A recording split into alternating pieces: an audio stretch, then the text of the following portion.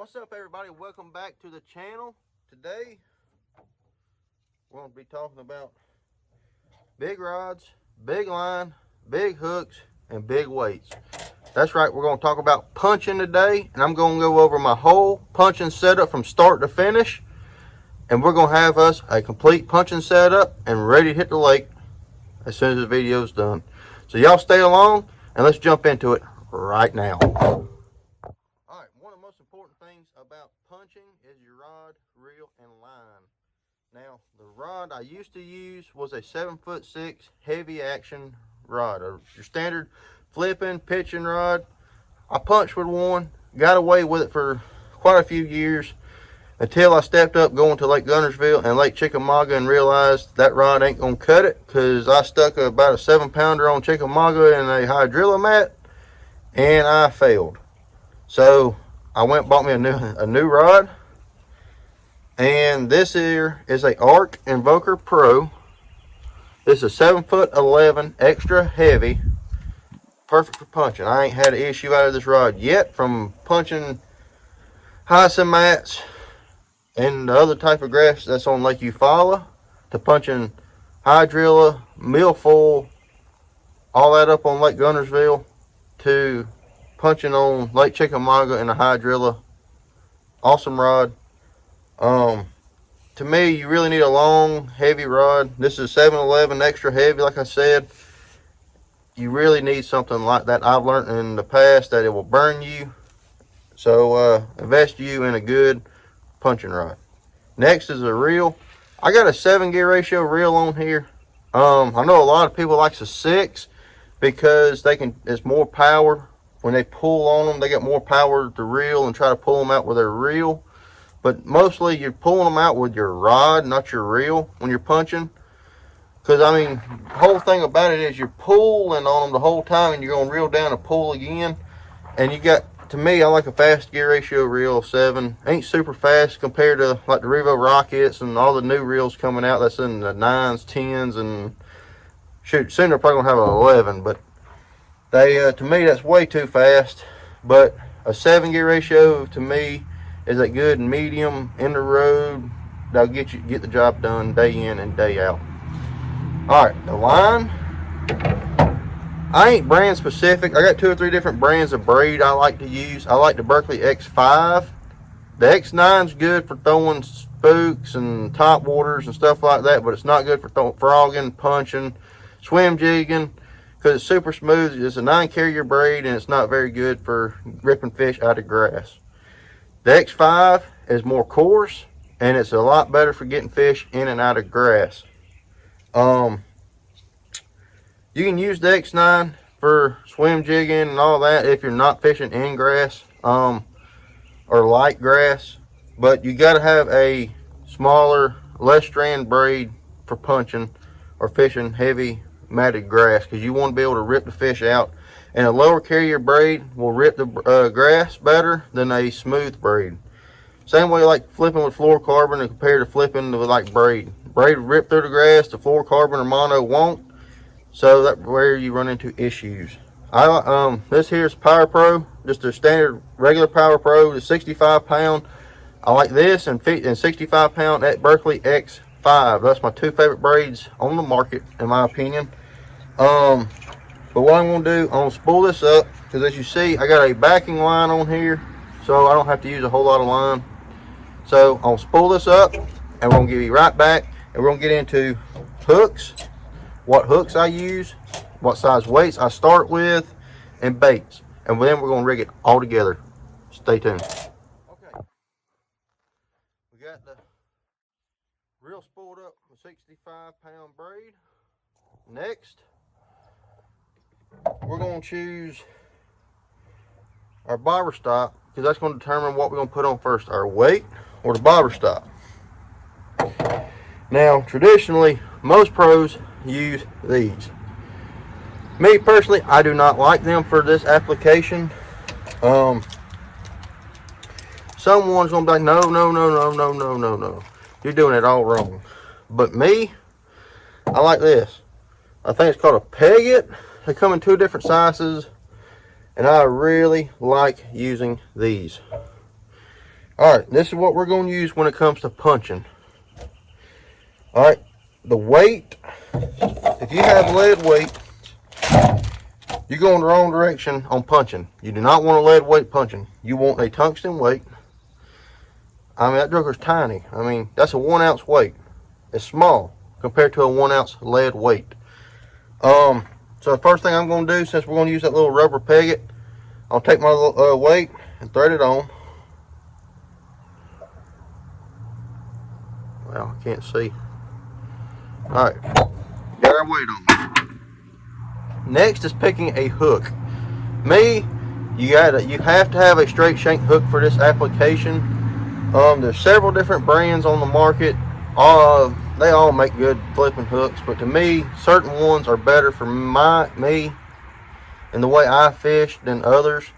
My two favorite ones is a Trocar TK130 flipping hook and a 4/0. To me, I like a 4/0, a 3 and a 4/0 when I'm punching. I don't like a 5/0 because to me, I think it's too big, and trying to get that and a beaver style bait through a mat is a little more difficult. But to me, I like going with a 4/0. This in here is usually my go-to. This is a owner jungle flipping hook, and the reason I like this over the Trocar is a keeper. Don't get me wrong, Trocar hooks make the best hooks, and trust me, every hook I use is a Trocar hook, but for this application, and the reason I don't know if you can see it, but the keeper, it's not a tin keeper like Gamakatsu. It's not a plastic keeper like on Trocars. This here is either a fluorocarbon or a monofilament leader, or either a fluorocarbon or monofilament keeper, not leader, keeper, that they put on here, and it don't tear your baits up as easy as the plastic or the tin keepers. So you're going to tie this on. You don't want to, I know people who Palomar knots, just ties a standard Palomar knot on it for punching. That's not what I like to do. I like snell knotting it because it helps more using that big weight. So I'm going to tie this on and we'll be right back. Alright, we got the hook tied on. It's snell knotted. You see a snell knot's tied on the shank of the hook and not on the eye. Alright, now we're going to peg our weight.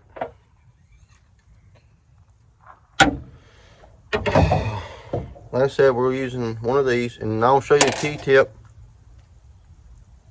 Wet it just a little bit. Now we're going to slide it up in here and just pull it.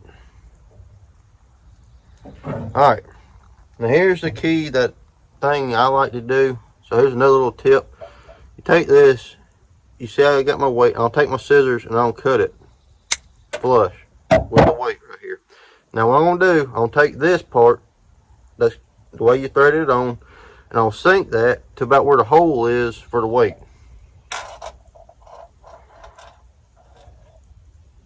Alright, now since it's flush on the bottom with the hole of the weight, you got to be able to get this out some way later down the road. So what I do, I take my scissors and cut it just a little bit. A little bit poking out so I can grab my pair of pliers, snatch it out. And it's a little longer than I like. Let's see here. Let's redo that. There you go. That's a little better. Now I'm just going to slide our weight down.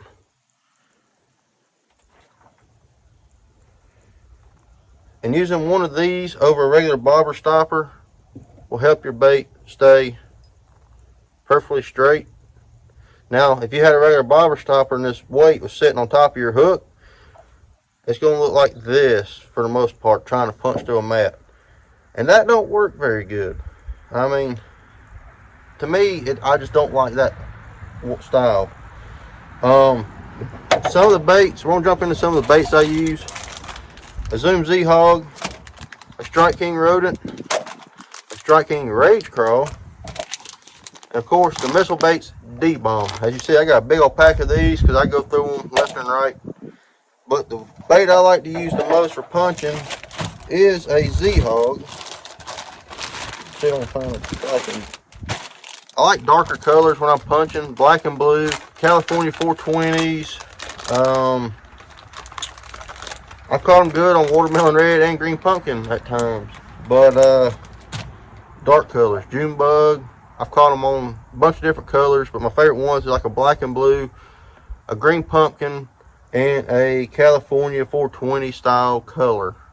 But your darker colors, is somewhere to start. Get a black and blue or a California 420, and that'd be a good place to start.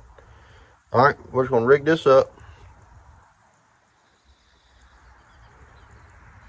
I like to go in about where the barb is and bring it out, so you don't get too much plastic on the head of it, because that will affect it being straight as well. Pull it out. And you don't want to rig it like some people do. Some people I know do. They'll rig it with the hook point coming out, and then they'll try to expose it. It'll work, but once you go through that first mat, dude, it ain't gonna work. You want to bury that hook into the bait. You do not want it catching on anything while punching. So instead of going down the middle, that middle line, I'll catch it either the left or right side right here. And I want that buried in the meat of the bait. So now we got a punching bait. It's ready to go. Look at that. Nice and straight on there. They'll slip through a mat with ease. So there you go. We got us a punching set up. I'm leaving Tuesday going to Lake Eufaula, and I'm going to use the same setup right here to start with when I'm down there fishing this week. This upcoming week. One more thing on your reel. Make sure you take your drag and tighten it as tight as possible, because if you don't and you got some drag slippage, you ain't gonna get them out of a mat. They're gonna own you in a mat. So I hope you like these tips and how I rig my punching rig. And if you will, hit the like button if you like the video, and if you haven't already, hit the subscribe button and click the notification bell at the top, so you know or get notified when I post a video. But this week I'm gonna throw out a few videos. Tuesday I'm leaving for Eufaula. I'm gonna throw out a travel vlog for it, and we'll try to film the practices, and I'm trying to film during the tournament days. But right now I'm going in the house because it is starting to rain, and I will see y'all next time right here on Bradley Gardner Fishing. See y'all.